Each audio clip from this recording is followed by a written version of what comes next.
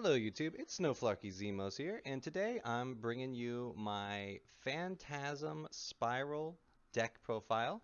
Phantasm Spirals and normal monsters in general are one of my favorite decks of all time, if not my favorite deck of all time. So this deck has of course just been one that I've played a lot ever since it came out. When I first got back into Yu-Gi-Oh! When I was in college, the first like solid decent deck I put together was just like a normal monster stun beatdown style deck. So always been a big fan of normal monsters because there's so many cool looking ones, and when Phantasm Spirals came out, they just gave such good support to that kind of slower trap card beatdown style normal monster deck that I became a huge fan of it. Very happy with how this deck plays, how it works. Very fun, and definitely one of my favorite decks to take to a local tournament and play with. Um, with that, let's get into the card by card of what we're looking at. Starting off with our monsters, I am playing 3 copies of Megalo Smasher X. Megalo Smasher X is in this deck because it is a 2000 attack water monster. Now note, the big thing is that everything we need to be playing is normal monsters, so you can play Phantasm Spiral with a number of your favorite water monster, with your favorite normal monsters, but Megalo Smasher X is the best one because it's the highest attack you can get off of a normal summon water monster with 2000 attack, and the water synergy is very important for this deck. Can make a lot of good use of that water attribute, so that tends to be the one you're looking for. Megalo Smasher X is also a dinosaur, which nice, makes it usable with fossil dig and stuff like that. So playing it as a 3 is normally the go-to. And I'm also playing 1 copy of Giant Red Sea Snake. I'm playing this just because I was feeling like I wanted 1 more copy of a monster. So I'm playing Giant Red Sea Snake. It's 1800 4-star water monster. Again, it has that water tag, which is nice. And the aqua type is pretty important because we want it to be a different type than both our Megalo Smasher and our Phantasm Spiral token. Now, normally second best water monster in the normal slot is Gagagigo because it has 50 more attack and a reptile, but it doesn't have a hollow printing, so, you know, I'm willing to sacrifice that 50 attack, which doesn't come up too often for this shiny looking silly red worm. And that is actually it for our monsters. We play a really low monster count in this deck because it is a trap card based deck, and we get presence on the field through other means. Next, let's go into our spells here. I am playing 3 copies of Pacifist, the Phantasm City.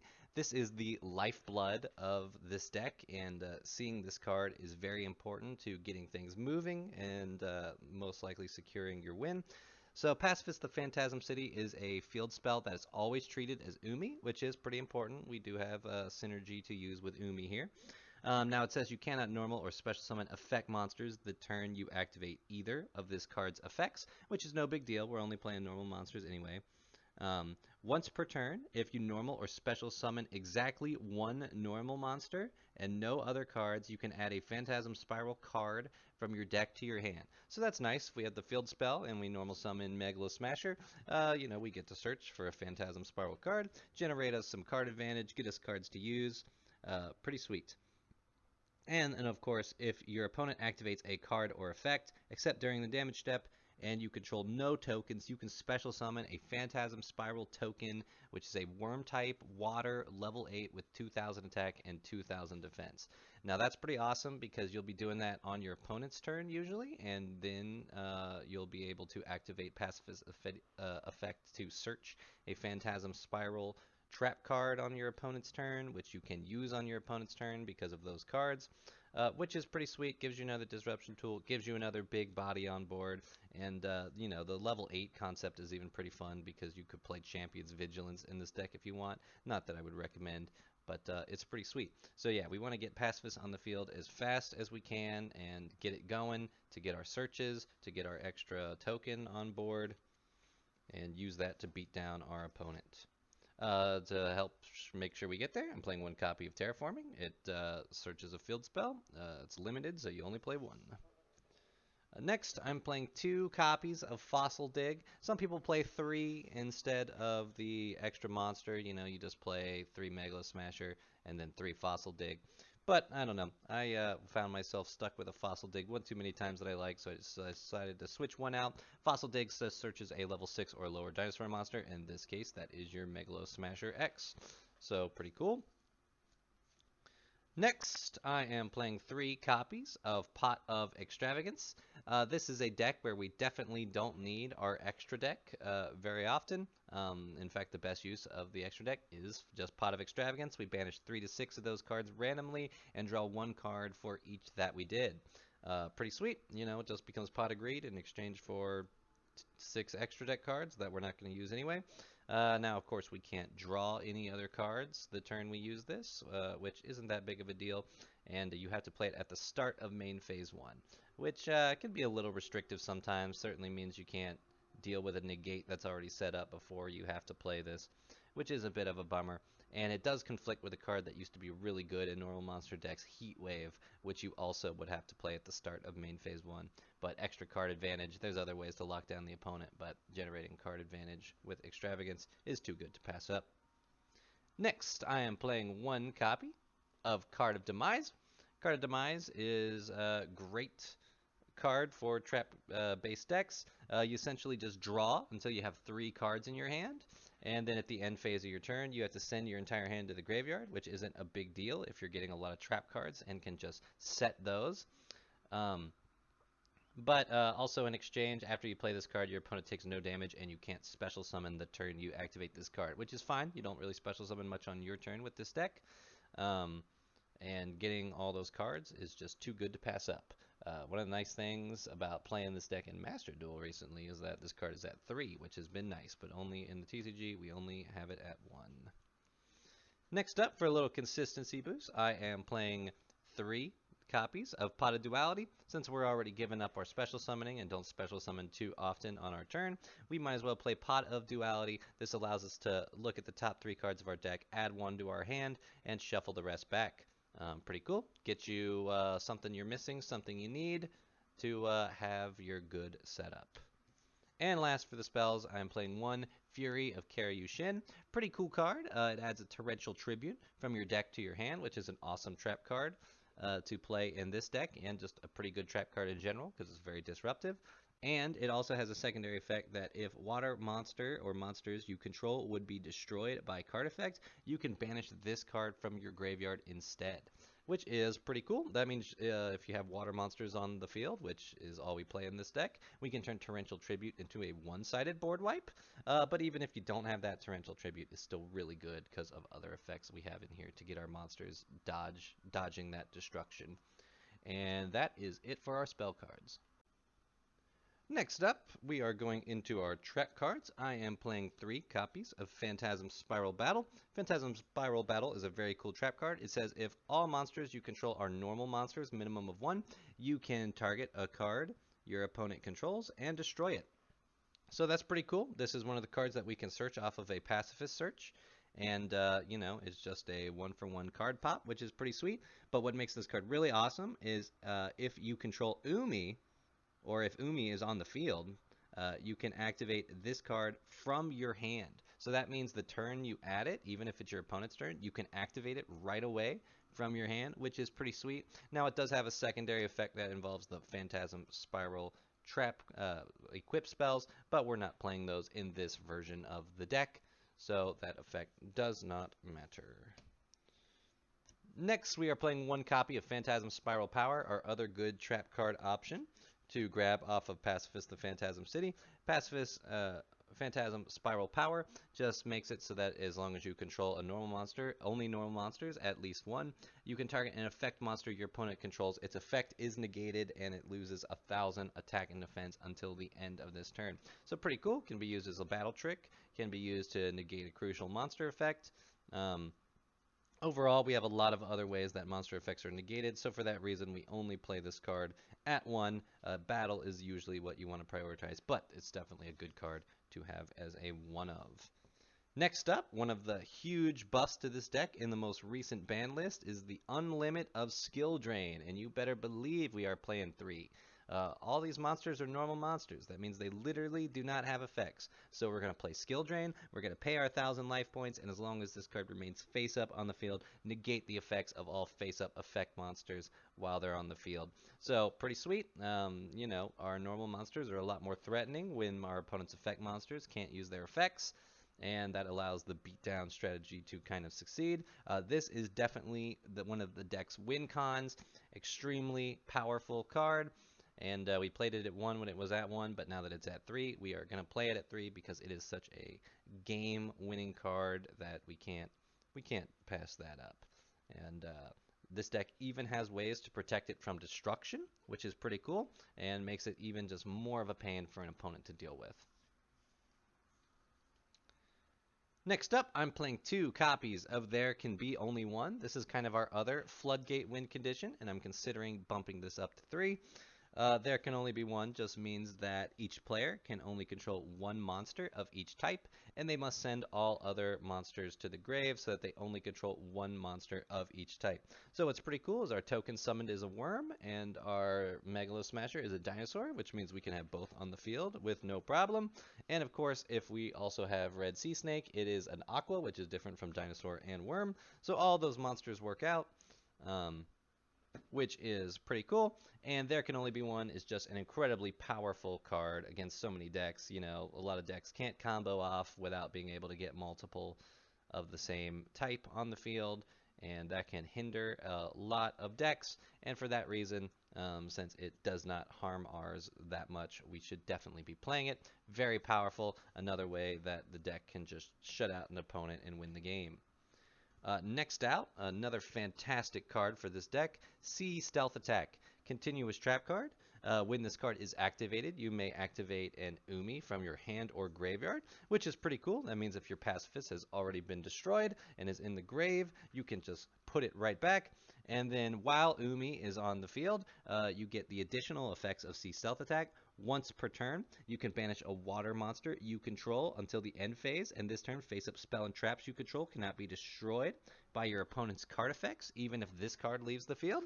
So what that means is that our floodgates, like Skill Drain, and There Can Only Be One, now can't be MST'd, or Heavy Storm Dustered, or however else they're popping it. Harpy's Feather Duster, you know, you can just tag out a monster, and then those cards can't be destroyed. That includes your field spell, too. And that protection just makes your floodgates a lot stronger, a lot more resilient. It's very powerful. So that's sweet. And then a second effect, which we can use with our token, at the start of the damage step, if your water monster, whose original level is 5 or higher, battles an opponent's monster, you can destroy that monster. The token is a level 8, so the token will work with that. That's nice because that means you can pop set or defense monsters that have higher attack than your normal monsters do. Uh, Note that sometimes you got to play around with that when you want to do battle damage to attack with your regular normal monster first on an attack position monster so that you do some battle damage and whatnot. But pretty sweet, and that tagging effect is very important to do with your token as well. You can tag out your token on your opponent's turn when they activate a card, and then your token will resummon itself with Pacifist effect because you don't control a token, and that can get you a Pacifist search. So that's something to keep in mind that you want to be doing to generate more card advantage. Next up, I am playing 3 copies of Torrential Tribute. This is our Torrential Tribute that we search off of Fury of Karyushin. It's a simple trap card. When a monster is summoned, destroy all monsters on the field. That's pretty sweet. Like I said, with Karyushin, that can be a one-sided board wipe, and Torrential Tribute, you know, playing Torrential at the right time and interrupting an opponent mid-combo can be quite disruptive and put a damper on their turn, and oftentimes you can use Sea Stealth Attack to tag your own non-token normal monsters out so that they don't get destroyed and return to the field at the end of the turn to do some damage to your opponent, which is pretty sweet. So the fact that it's searchable, the fact that it's just a good disruption tool, the fact that our monsters can dodge it, this card is pretty good. And unlike a lot of trap cards, Torrential Tribute can also even be decent if you're forced to go second, because you can set it and then, you know, get another chance to activate it if your opponent goes into more monsters. Next up, I am playing 3 copies of Fists of the Unrivaled Tenyi. This is a very cool counter trap that we have access to in this deck. It essentially says that when a spell or trap card or a monster effect is activated, while you control a face-up non-effect monster, and to clarify, all normal monsters are non-effect monsters, which is pretty sweet, even your token, you negate the activation, which is sweet. It's almost like a solemn, just for owning a normal monster. The only real difference is that you can't negate summons, and also if you're just negating a monster effect, it won't destroy the monster like Solemn does. So you do have to keep that in mind. But honestly, just the ability to negate spell or traps, even monster, it's still so good that you can't pass up this card. Also, if this set card you control is destroyed by your opponent's card effect, you can special summon a non-effect monster from your extra deck. So that's pretty sweet. Even if it gets destroyed for some reason, you can pull a monster out of your extra deck with it. It's definitely something we can do, and there are some good targets to consider. So, with that just makes this a pretty sweet card. Next up, I'm playing 3 copies of Solemn Judgment. Once we have our floodgates and what established and our opponent can't play, just like Fist of the Unrivaled Tenyi, we really want to make sure we have protection against the outs our opponent may have to that.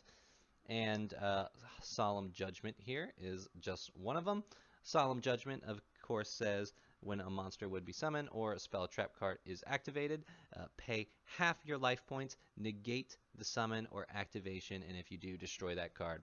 So, paying half your life points, no big deal, especially if it's protecting your skill drain or there can only be one that is literally winning you the game.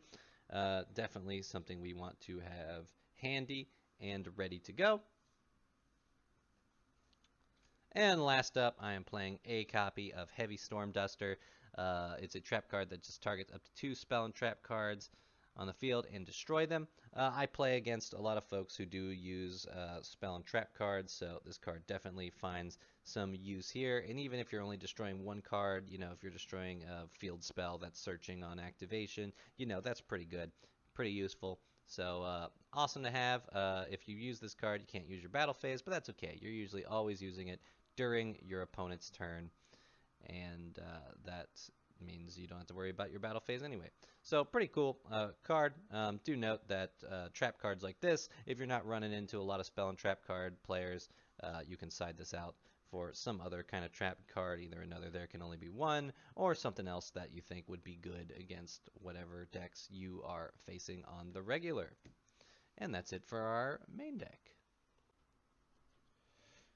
Alright, so going into the extra deck, there's not too much here to talk about, as it's mostly extravagance fodder, but I am playing 3 copies of Blue Eyes Ultimate Dragon. Blue Eyes Ultimate Dragon is, of course, a 4,500 attack monster that is a non-effect monster, making this the strongest monster to summon off of the popped Fist of the Unrivaled Tenyi if it gets popped while being face down. That is, just pretty good, just because 4,500 attack, that's a lot of damage, hard to deal with. Now, do note that Blue Eyes Ultimate Dragon here, while it is a non-effect monster, is not a normal monster, so if you bring this monster out, your Phantasm Spiral trap cards are now dead, so you have to be kind of smart about what you're summoning off of that, or if you even want to do that, based on how many Phantasm Spiral cards you have ready to go and activate. So do keep that in mind. If we're not playing Blue Eyes Ultimate Dragon, mainly for that reason I just mentioned with the trap cards, probably our next best target to summon is Yugioh the Risen.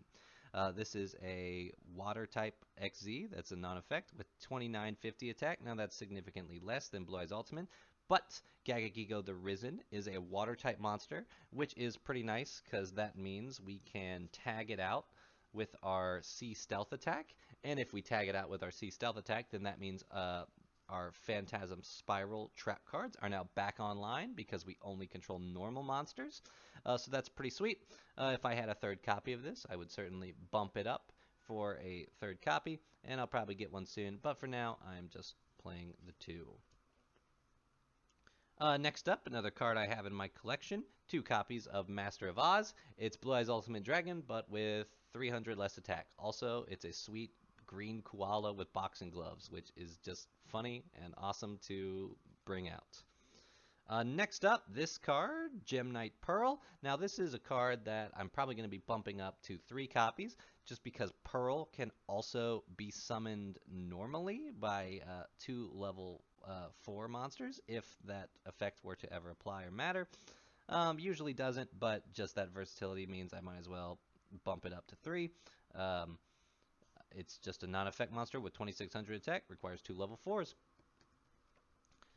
Next up, the rest of these are just kind of a lot more of these are just filler cards that are just high attack non-effect monsters like Meteor Bee Dragon, 3,500, pretty cool.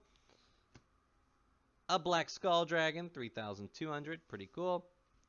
2 copies of Twin-Headed Thunder Dragon, which have 2,800 attack. Now, of course, you know, ideally you would max out on things like Meteor Bee Dragon before playing stuff like this. But, you know, it's not that big a deal, so I haven't rushed to grab any more. Also, I also really like showing off these 2 hollow Twin-Headed Thunder Dragons if they come up. But you would only summon these if your better targets were already banished off of Extravagance. And last, I'm playing just 3 different actual rank 4 effect monsters. Castel the Sky Blaster, Baguska, and Tornado Dragon. These are monsters that you can technically go into, and while you do play skill drain, so normally effect monsters aren't going off, sometimes you don't have skill drain, so these cards can just have a use. Tornado Dragon pops a spell or trap card. Castel can shuffle a face-up card back into the deck. Baguska is probably the most important, because if you have if you can get 2 level 4 monsters, and need some time, you can summon Baguska in defense, and it's basically just kind of like a skill drain on a body for 2 turns, which is pretty cool. So usually don't come up, but figured I might as well. You can always just play more non-effect monsters if you really just want to be all in on the Fist of the Unrivaled Tenyi Pop. That's usually the only time I actually go into my extra deck in this deck, in all honesty. So that's it for our extra deck. So with that, that is the deck list for my Phantasm Spiral deck profile. Very cool, fun deck. Definitely one of the better decks I've played as far as these trap card heavy, demise, stun oriented decks go. It just can make a use of lots of powerful floodgates that will win you the game, and even has built-in ways to protect those floodgates from destruction, which just makes it a real pain for an unsuspecting player to have to deal with. And it's just very cool to be able to use normal monsters, lots of fun. If you're someone who likes to make tokens, this deck is a lot of fun because you'll have a token on board quite often, so you can show off your work. And that's just pretty cool. So, yep, awesome deck. It's very fun to play. One of my favorites of all time, if not the favorite of all time. And very glad to be able to show it off to you. Let me know, are you a fan of Phantasm Spirals? What are you doing with them? How are you playing them?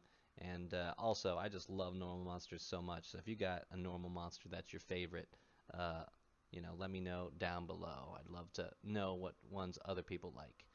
And with that, that'll be it. Real quick, since this deck uses tokens, I figured this would be a fitting time to show off some of my tokens that I like to play. I do think that custom tokens in Yu-Gi-Oh! Is a pretty cool thing, so just show off some of the tokens I show off. The theme I like to do is I like to take other normal monsters that had hollow printings but are just terrible cards and turn them into tokens, which is pretty sweet. You know, so this is Horzanru. I think this holo came out in the Kaiba collection. And of course, other Kaiba collection classics. We got Parrot Dragon, which is pretty sweet. We got Judge Man, which is pretty sweet. A copy of Firewing Pegasus, which is awesome. And of course, the secret rare printing of Aquamador, which is pretty sweet. So, you know, based on how I feel, I'll just switch one of these tokens, and it's very cool to always show off. There's lots of videos on YouTube about how to make custom tokens. My method, because I'm I'm not a big fan of defacing cards, is I defaced the token card here. So you'll see that I just cut the image out of this hollow token card. It was definitely one of the GOAT tokens. And I just take the actual Judge Man and kind of put it under that. in its sleeve. And, you know, sometimes that means you'll get them not lined up correctly, especially because older cards have different artwork sizes. Um, it only really works with the newer printing, but it looks pretty good. You know, it's not as good as just the method of getting the foil artwork off the other card and putting it on the token itself, but it's still pretty cool, and I get to keep my Judge Man as is. Uh, so that's pretty sweet. Just figured I would add a little comment about that because, you know, there's no other time. If that's something folks are interested in, I might make a video talking about that. I could even show off the process. But I have tons of these hollow normal monsters that I like to switch out as tokens, and it's just very fun. Like I said, this is a great deck if you're a fan of making and using custom tokens. With that, thanks for tuning in, everyone. I appreciate it. I'll catch you all in the next one. Peace.